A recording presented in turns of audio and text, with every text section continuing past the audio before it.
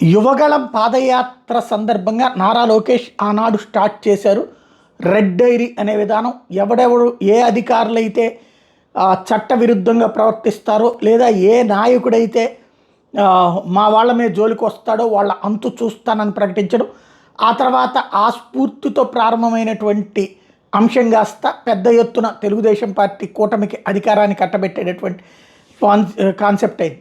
ఇప్పుడు జగన్మోహన్ రెడ్డి ఈ అంశం స్టార్ట్ చేశారు.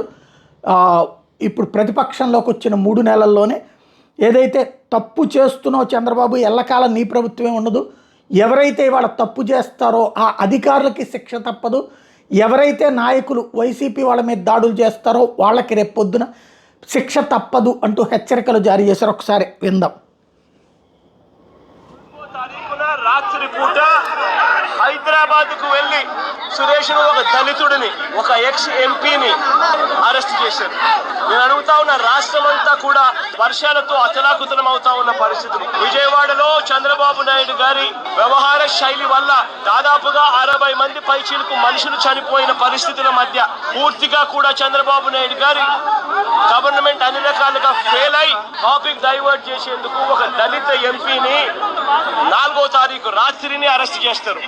ఈ రోజు సురేష్ కానీ లేకపోతే వీళ్ళు అరెస్ట్ చేసిన డిప్యూటీ మేయర్ హస్బెండ్ కానీ వీళ్ళల్లో ఏ ఒక్కరైనా కూడా ఆ రోజు కనీసం లొకేషన్లో ఉన్నారా?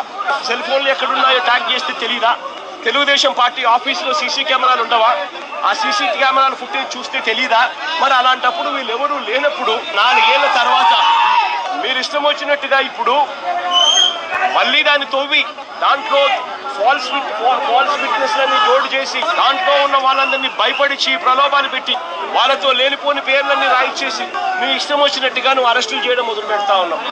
పోలీసులు ఏ స్థాయికి దిగజారిపోతా ఉన్నారు అనంటే అటువంటి పాత కేసులలో కావాలని వీళ్ళే తప్పుడు సాక్ష్యాలు క్రియేట్ చేస్తా ఉన్నారు. విట్నెస్లను వీళ్ళే బెదిరించి, వీళ్ళే ప్రలోభ పెట్టి, వీళ్ళే తప్పుడు పేర్లు ఇరికిచ్చి వీళ్ళే కేసుల్లోకి తీసుకొచ్చే కార్యక్రమం చేస్తా ఉన్నారు. నేను అడుగుతా ఉన్నది ఒకటి, ఒక తప్పుడు సాంప్రదాయానికి మీరు నాంది పలుకుతా ఉన్నారు.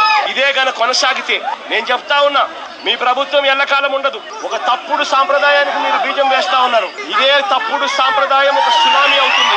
రేపు పొద్దున మీ నాయకులందరికీ కూడా ఇదే గతి పడుతుంది. ఇదే జైల్లోనే మీరంతా కూడా ఉంటారు. ఇది కూడా గమనించుకోండి అని చెప్తా ఉన్నా. ఒక తప్పుడు సాంప్రదాయానికి మీరు నాంది పలుకుతా ఉన్నారు. ఒక తప్పుడు పద్ధతికి మీరు నాంది పలుకుతా ఉన్నారు. మార్పు తెచ్చుకోకపోతే మాత్రం రెడ్ బుక్లు మీరు ఒక్కరే పెట్టుకుంటారని చెప్పి మీరు అనుకుంటున్నారేమో. రెడ్ బుక్ పెట్టుకోవడం అన్నది చాలా సులభమైన పని. నేను మనం మీ విలేకరు కృష్ణకి చెప్పి కృష్ణ నువ్వు ఒక రెడ్ బుక్ మెయింటైన్ చేయంటే కృష్ణ కూడా మెయింటైన్ చేస్తాడు ఒక రెడ్ బుక్. మీ పేరేం పేరన్నా?